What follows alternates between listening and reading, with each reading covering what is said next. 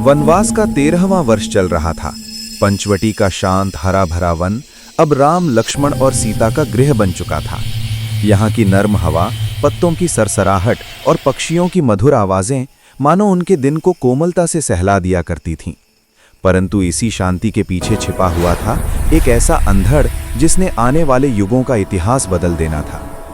लंका का महाबली राजा रावण अपनी बहन शूर्पनखा के अपमान का बदला लेने की सोच रहा था। वो जानता था कि प्रभु राम को परास्त करना सरल नहीं है, इसलिए वो छल कपट का मार्ग लेकर आया। रावण ने अपने मामा मारीच को आदेश दिया, तुम्हें स्वर्ण मृग बनकर राम को दूर ले जाना होगा, बाकी काम मैं करूंगा। मारीच जानता था कि ये योजना उसका अंत भी बन सकती है, फिर भी उसने रावण के भय से स्वर्ण मृग का रूप धारण कर लिया। उसी दिन दोपहर के समय पंचवटी के आश्रम के पास सीता की आंखों के सामने एक अद्भुत स्वर्ण मृग कूदता फांदता आया। उसका शरीर सोने की तरह चमक रहा था और वो कभी इंद्रधनुष की तरह दमक उठता तो कभी धुंध की तरह विलीन हो जाता। सीता विस्मित होकर बोली, प्रभु, ऐसा दिव्य मृग मैंने कभी नहीं देखा, इसे पकड़कर लाइए, ये हमारे आश्रम का सौंदर्य बढ़ा देगा। राम सीता की इच्छा से इनकार नहीं कर सके। वे मुस्कुराए, धनुष उठाया और बोले, सीते, मैं इस मृग को पकड़ कर लाता हूं। उधर स्वर्ण मृग राम को दूर, बहुत दूर ले जाता गया। वन की गहराई बढ़ती गई, पेड़ घने होते गए और एक अनजानी शांति वातावरण में समाती गई। कुछ देर बाद अचानक एक हृदय विदारक आवाज गूंजी, हा लक्ष्मण, हा सीते।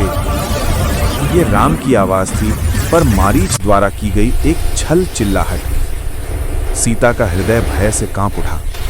लक्ष्मण, क्या तुम सुन रहे हो? ये कोई संकट की पुकार है, तुम्हें तुरंत जाना होगा। लक्ष्मण समझ रहे थे कि ये आवाज मारीच का छल हो सकता है, पर सीता का भय और विनय उन्हें रोक नहीं सके। वे राम की रक्षा के लिए निकलने से पहले सीता को एक सुरक्षित मर्यादा देने हेतु जमीन पर लक्ष्मण रेखा खींचते हुए बोले, इस रेखा के बाहर मत जाना माता, ये आपकी रक्षा करेगी। लक्ष्मण जैसे ही वन की ओर बढ़े, रावण ने अपने वास्तविक खेल की शुरुआत कर दी। वो एक साधु का वेश धारण कर भीख मांगने के बहाने सीता के आश्रम के सामने आया। उसकी आवाज धीमी, वृद्ध और करुणा से भरी थी। देवी भिक्षाम देही। सीता ने भीतर बैठे बैठे ही कहा, महात्मन, कृपया आगे आइए और भिक्षा ग्रहण कीजिए। परंतु रावण ने क्रोधित स्वर में कहा, मैं आश्रम के भीतर कैसे आ जाऊं? क्या तुम धर्म के विरुद्ध जाना चाहती हो? भिक्षा तो सदैव बाहर आकर दी जाती है। सीता धर्म का उल्लंघन नहीं करना चाहती थी। उनके मन में न साधु के प्रति संशय उठा, न इस बात का अंदेशा कि ये साधु कोई और नहीं, स्वयं लंकेश रावण था।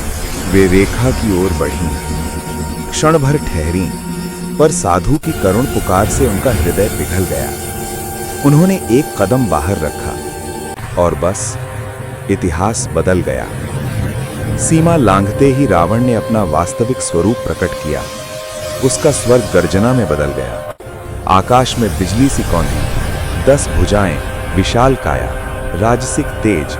सीता स्तब्ध रह गई। रावण गर्जा, सीते, मैं लंका का राजा रावण हूं और आज तुम मेरे साथ चलोगे। सीता भय से कांप उठी। वे चिल्लाईं, हे राम, हे लक्ष्मण।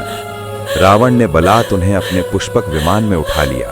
पंख फड़फड़ाए, विमान आकाश में उड़ा और नीचे पंचवटी का आश्रम ठहर सा गया। पूर्ण वन उनकी पुकार सुन रहा था, पर कुछ कर नहीं पा रहा था। जटायु ने आकाश में विमान देखा और राम की धर्मपत्नी की रक्षा के लिए प्राण तक न्यौछावर कर दिए, परंतु रावण की शक्ति के सामने वो टिक नहीं सका। कुछ ही क्षणों बाद वन में राम लौटे, आश्रम खाली, लक्ष्मण व्याकुल और सीता गायब। राम की आंखें भर आईं। वन में गूंज उठा, सीते, सीते, सीते, सीते।